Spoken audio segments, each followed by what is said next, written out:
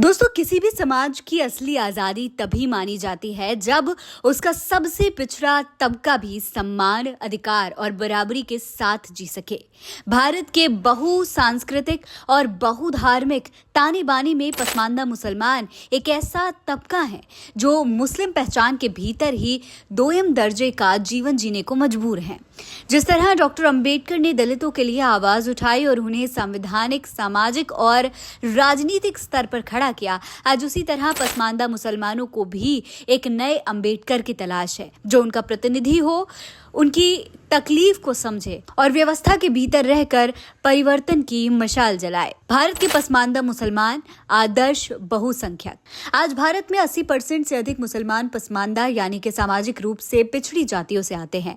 इन जातियों में नाई, धोबी, तेली, हलवाई, लोहार, बढ़ई, मल्लाह, भंगी, कचरा उठाने वाले और दर्जनों परंपरागत पेशेवर जातियां शामिल हैं। ये वो लोग हैं जो न सिर्फ हिंदू समाज में बल्कि मुस्लिम समाज के भीतर भी जातिगत भेदभाव का शिकार हैं। उर्दू बोलने वाले ऊपरी तबके के मुसलमानों ने दशकों तक मुस्लिम राजनीति पर कब्जा रखा और हमेशा अपना एजेंडा प्रमुखता से आगे बढ़ाया। वहीं परंपरागत तबका, जिसकी संख्या अधिक है, उन्हें राजनीतिक, सामाजिक और शैक्षिक प्रतिनिधित्व से वंचित कर दिया गया। डॉक्टर अंबेडकर आदर्श और प्रेरणा। डॉक्टर अंबेडकर न सिर्फ दलितों के लिए बल्कि समस्त वंचित वर्गों के लिए उम्मीद का प्रतीक बने। उन्होंने सामाजिक क्रांति को केवल नारों से नहीं बल्कि ठोस संवैधानिक आधार दिया। पसमानदा मुसलमानों को अंबेडकर के चिंतन से ये सीख लेनी चाहिए कि अधिकार मांगने से नहीं बल्कि संगठित संघर्ष और नेतृत्व के जरिए हासिल किया जाता है।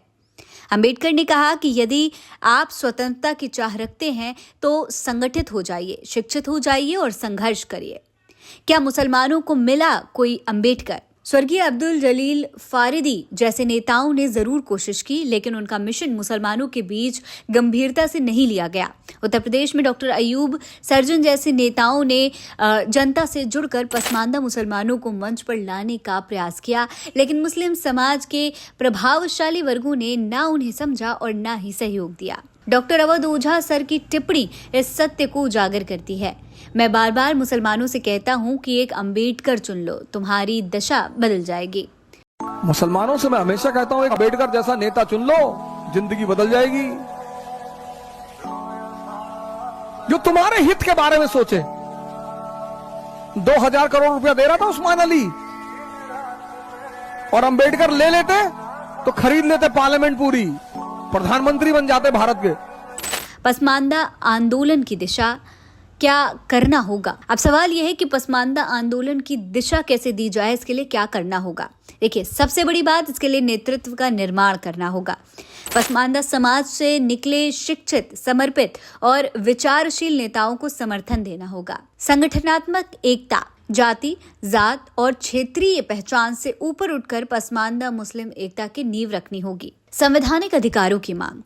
अनुच्छेद 15 और 16 के तहत जो संरक्षण दलितों को मिला है, उसी तरह का प्रतिनिधित्व पसमानदा मुसलमानों के लिए भी जरूरी है। शिक्षा और आत्मनिर्भरता। शिक्षा, रोजगार और आर्थिक सशक्तिकरण ही पसमानदा समाज की असली लड़ाई का आधार होना चाहिए। अंबेडकरी मूल्यों को आत्ममस्तक करे। धार्मिकता के साथ साथ सामाजिक न्याय और समानता के मूल्यों को भी अपनाना होगा।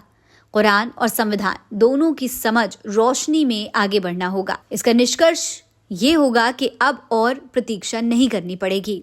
अब वक्त आ गया है कि पसमानदा मुसलमान समाज अपने भीतर से ही एक नया नेतृत्व गढ़े, जो सिर्फ भाषा नहीं दे, जमीन पर संगठन बनाए, शिक्षा और न्याय के लिए नीति बनाए और हक की लड़ाई को नई पीढ़ी तक ले जाए। क्योंकि जब तक पसमानदा समाज अपनी दिशा खुद तय नहीं करेगा, तब तक उसकी दुर्दशा कोई दूसरा नहीं बदलेगा।